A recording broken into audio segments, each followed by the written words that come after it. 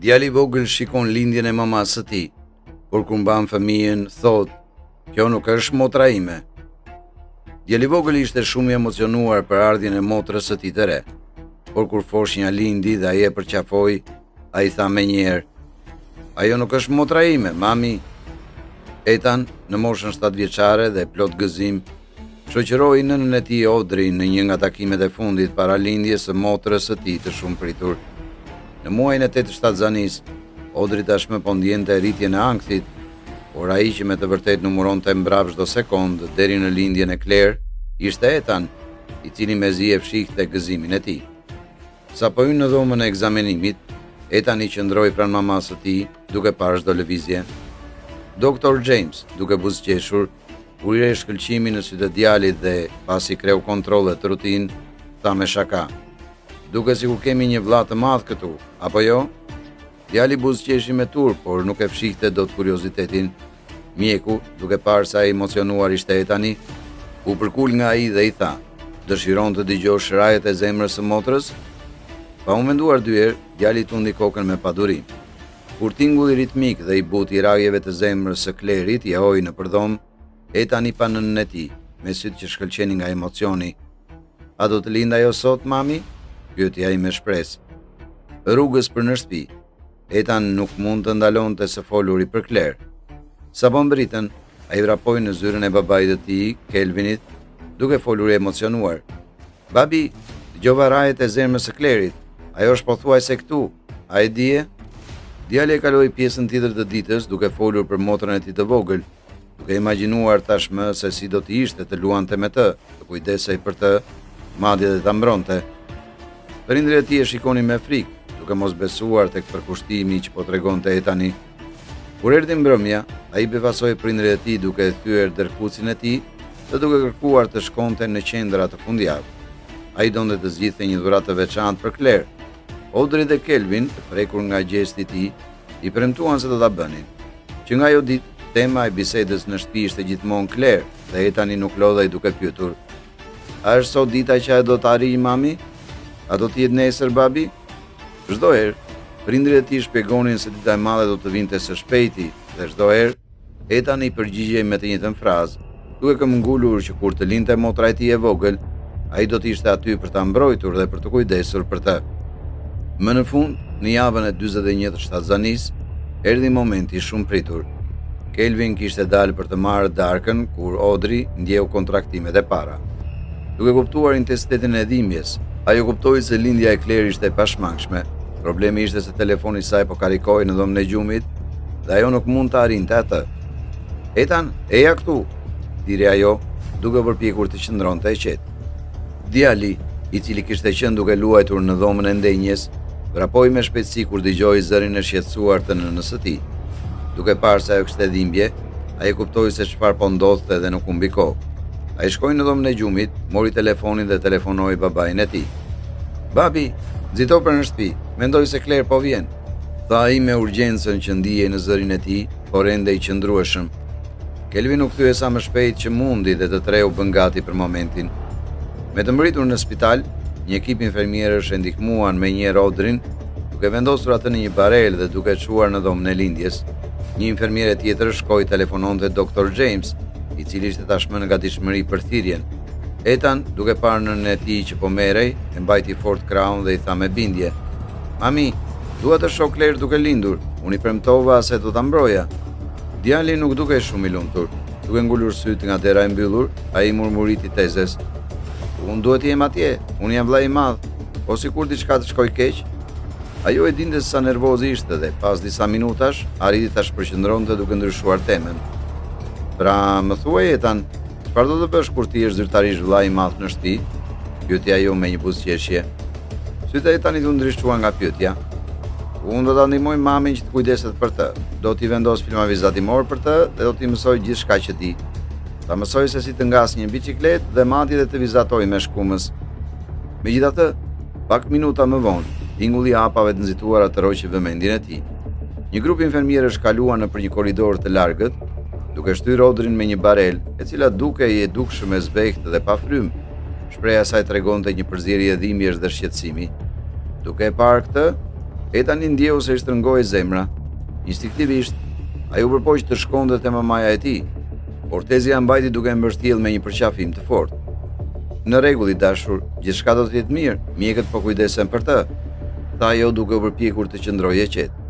Ndërsa Audrey dhe ekipi mjekësor nuk dukeshin më në korridor, Kelvin doli i habitur. Tezja e tani nxitoi drejt tij duke e pyetur: "Kelvin, çfarë ndodhi? Është gjithçka në rregull?" Kelvin mori frymë thellë dhe duke u përpjekur të qetësonte shpejt shpjegoi: "Audrey ka disa probleme. Duket se Claire është në një pozicion që nuk është ideal për të dalë, por gjithçka do të jetë mirë. Ata po e vendosin Audrey në një dhomë tjetër për të përfunduar lindjen atje." Etani, ende me fytyrë të zhytur në përqafimin e Tezes, përshpëriti i shqetësuar. Rreth një orë më vonë, Kelvin u rishfaq në korridor me një buzëqeshje në fytyrën e tij. Tezja e Etanit e pyeti se si shkoi lindja dhe ai shpjegoi: "Ishte një ndërlikim të lehtë, por ajo është mirë tani dhe sapo është dërguar në dhomë për të qenë me nënën e saj." U gjithashtu arrita të marrë leje të posaçme që Etani të vizitonte Claire dhe Audrey, pasi fëmijët zakonisht nuk lejohen të vizitojnë. "Pra, Etan, a do të shkojmë të shohim motrën tënde të vogël?" Kur hyri në dhomë, Etani as nuk e pyeti se si ishte nëna e tij. Ai thjesht donte të shihte motrën. Kelvin tregoi me gisht një karige, duke i thënë djalit të ulej që të mund të vendoste fëmijën në krah. Etani u bind me padurim, por sa po foshnjë u vendos në prerin e tij, ai u qetësua. Njështje e papritur e mbuloi momentin. "A është gjithçka në rregull, dashuria ime?" pyeti Audrey, e habitur nga introspeksioni i papritur i djalit të saj. Etani e pa nënën e tij me një shprehje të hutuar dhe serioze dhe përshpëriti: "Kjo nuk është motra ime, mami." Të gjithë u shtangën për një çast, duke menduar se ndoshta, nga që ajo ishte porsalindur ose për shkak të ankthit të tij, Etani mund të kishte imagjinuar diçka ndryshe nga realiteti. Jo, mami, e di që kjo nuk është Claire. Jam i sigurt që ajo nuk është motra ime." Ata shpresonin që sapo të ktheheshin në mjedisin e tyre të njohur, Etani do të kuptonte përfundimisht se kjo ishte me të vërtetë motra e vogël që ai kishte pritur me padurim. Por gjërat nuk shkuan ashtu siç pritej. Në javën e parë në shtëpi, Etani duke i largët, pothuajse apatik. Ai nuk tregoi asnjë interes për të mbajtur motrën e tij të vogël, i ofroi ndihmonte nënën e tij me kujdesin e Clairit dhe duke vazhdimisht i shpërqendruar. Gjithmonë i thellë në mendime dhe duke u endur nëpër shtëpi. Shqetësimi filloi të rritej në zemrat e prindërve të tij, dhe Audrey dhe Kelvin e kuptuan se kjo nuk ishte thjesht një fazë kalimtare. Etani besonte vërtet se kjo nuk ishte motra e tij. Pas një jave të kësaj sjelljeje, ata vendosën të ulen me të për një bisedë serioze. Ndërsa vajza ishte duke fjetur, ata thirrën djalin e tyre në dhomën e ndenjes. "Bir, e kemi vënë se ti ke qenë pak i trishtuar dhe i largët," tha Kelvin, duke përpikur t'i afrojë temës me butësi. "Ne duam që ti të dish se asgjë nuk ka ndryshuar. Ne të duam po aq sa gjithmonë. Leri gjithashtu i mungon ti?" Etani, gjithmonë i vëmendshëm dhe i pjekur për moshën e tij, i pa prindërit e tij me vendosmëri dhe u përgjigj: "Unë nuk jam xheloz, vetëm se foshnja këtu në shtëpi nuk është motra ime." Audrey e habitur e pyeti: "Por Etan, pse mendon se ajo nuk është Claire?" Ai psherëtiu, sikur po përpiqej të gjente fjalët e duhura dhe më në fund tha: "Nuk di si ta shpjegoj, mami. Thjesht ndjej se ajo nuk është fëmia që këndoja për të fjetur kur ishte në barkun tënd. Nuk janë rajet e zemrës që dëgjova kur shkuam në spital. Nuk është Claire dhe jam i sigurt për këtë." Prindërit e tij shkëmbyen shikime, të pasigurt se si të përballeshin me atë që dukej si një bindje kaq e fortë, por e çuditshme. Etani vazhdoi të këmbëngulte për ditë të tëra se kjo nuk ishte motra e tij, duke thënë se prindërit e tij duhet të ktheheshin në spital dhe të sillnin në shtëpi fëmijën e dur. Për shkak të sjelljes së djalit të tyre, Kelvin doli me një ide që mund të jepte fund këtij mendimi absurd në mendin e djalit. Një test ADN-je, duke u përpjekur t'i shpjegonte djalit të tij, ai e pyeti: "Etan, a ke dëgjuar ndonjëherë për një test ADN-je?" Djali tundi kokën duke mos kuptuar. Kështu babai i tij vazhdoi: "Është një test gjaku që lejon mjekët të studiojnë informacionin ton gjenetik. Me të, ne mund të jemi të sigurt nëse dikush është vërtet i lidhur me ne apo jo." Kelvin i sugjeroi djalit të tij që të ktheheshin në spital për testin, por me kush që pasi të shihnin rezultatet, Etani do ta linte me një ankth të dyshim dhe do të pranonte foshnjën si motra e tij. Etan, duke qenë shumë i zgjuar, vendosi shpejt të uluntoi testin ADN-s. Edhe pse ishte vetëm 7 vjeç, ai kërkoi video për të temë. Më pas, duke ditur se testi do të jepte një përgjigje përfundimtare dhe do të jepte fund situatës një herë për gjithmonë, ai ra dakord me një herë. Të nesërme në mëngjes, prindërit ai tani telefonuan spitalin dhe caktuan testin për orarin më të ershëm në dispozicion.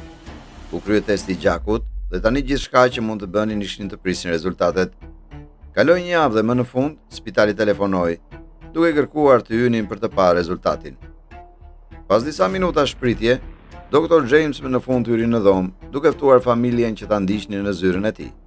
Sapo mbriti, mbylli derën me shprehjen e tij serioze, por të drejtë për drejtë. Me kujdes, ai shpjegoi se kishte diçka të papritur në rezultate. Më vjen keq t'ju informoj, por foshnja me të vërtetë nuk është fëmia juaj, duke se ka pasur një shkëmbim aksidental në ditën e lindjes. Unë marr përgjegjësinë e plotë dhe do të bëj gjithçka për t'u siguruar që të merrni përgjigje, tha ai i zbekt nga tronditja. Audrey dhe Kelvin qëndruan të heshtur, ndërsa ai tani thjesht përshpëriti. E shikon? Të thash që ajo nuk është Claire. Mjeku më pas doli nga dhoma për të kërkuar akses në kamerat e sigurisë dhe premtoi se roja e sigurisë do të ndihmonte ata të shikonin pamjen. Menjëherë pas saj, ai u kthye me rojen e sigurisë, e cila filloi të aksesonte pamjet e kamerës pikërisht aty në zyrë. Së bashku kanë parë regjistrimet që nga dita e dorëzimit. Nuk kaloi shumë kohë që ata vunë re se gjatë një momenti shpërqendrimi, një nga infermierët duke se i kishte ndëruar me dashnje foshnjat. Tensioni në dhomë u përshkallëzua dhe me të parë skenën, Audrey tira të fikët. I shoqëruar nga Ethan, Kelvin duke përpjekur të qëndronte i qetë, i kërkoi rojes sigurisë të zmadhonte infermierën dhe ata arritën të lexonin emrin e detektivin e saj, Melissa. Duke dëgjuar emrin, Kelvin duke i hutuar, por para se të mund ta përpunonte atë, Dr. James thiri infermierën në zyrë për të sqaruar situatën. Pak minuta më vonë, Melissa hyri në dhomë.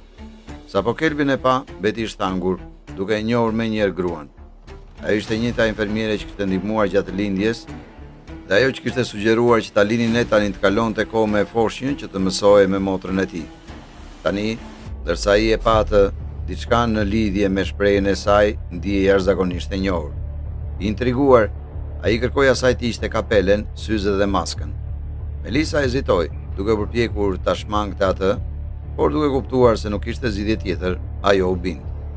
Kur Kelvin i pa fytyrën e saj të plotë, u ndjej sikur toka ishte zhdukur nën këmbët e tij. Melissa ishte në fakt ish gruaja e tij. Kelvin e kuptoi menjëherë se çfarë kishte ndodhur. Në të kaluarën, gjatë martesës së tyre, ata gjithmonë kishin debatuar për hezitimin e tij për të pasur fëmijë.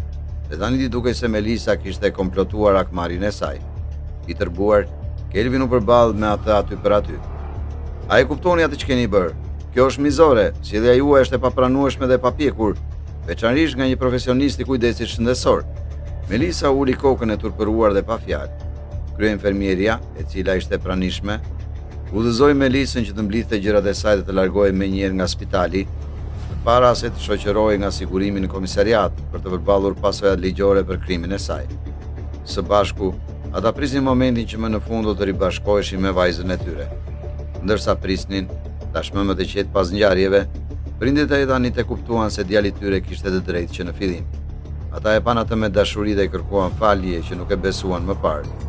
Ethan, me një buzëqeshje false, u përgjigj se ishte në rregull dhe se gjithçka që donte ishte të shihte motrën e tij të vërtetë. Pak çaste më vonë, Dr. James u kthye në zyrë, duke informuar se familja tjetër kishte ardhur dhe i ftoi të shkonin në maternitet për shkëmbimin. Me të parë çiftin e ri duke mbajtur fëmijën, Audrey dhe Kelvin në vunë re ronditjen e përbashkët dhe, në të njëjtën kohë, ndjeshmërinë në sytë e nënës së fëmijës tjetër. Pas dy nënat shkëmbyen foshnjat.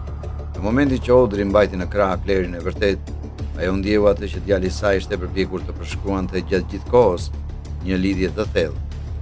Ajo u gjunjëzua që Ethani të shihte motrën e tij të vogël dhe djali buzëqeshi, i lehtësuar dhe i emocionuar. "Është ajo, mami, është Claire, a nuk është e bukur?" Të gjithë përreth ndjen lehtësimin dhe gëzimin që mbushte dhomën. Duke zhndruar më në fund atmosferën e tensionuar në një moment dashurie dhe mirënjohje të pastër. Duke përqafuar lumturinë e momentit, Kelvin e ftoi çiftin për kafe në kafenen ngjitur me spitalin.